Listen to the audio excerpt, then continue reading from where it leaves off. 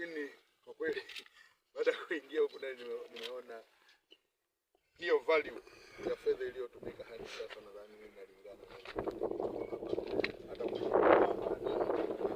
anaweza kuunga mkono hili, na niwapongeze pia kwa kufikiria kwamba tusiende moja kwa moja, tuanze flow hii ambayo inaweza kutoa huduma.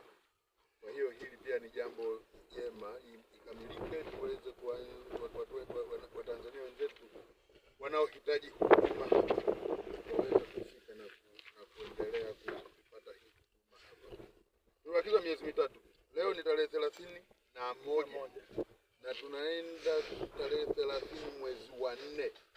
Ni miezi mitatu kamili. Hii ilianza mwezi wa Novemba. Kwa hiyo hapa mko 55%. Novemba mpaka leo ni miezi mingapi? Hii kazi ilianza Novemba 2024. 55%. Na tumebakiza miezi mitatu.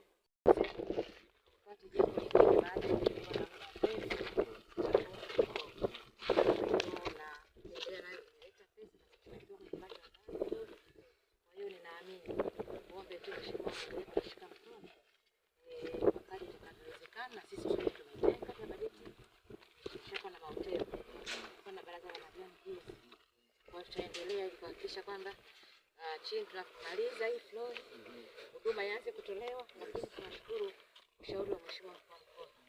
Nafikiri ikishakamilika hata floor chini kila kitu kinawezekana, maboresho, kupangana, kisha za ndani inawezekana, na tumepokea na maelekezo yako.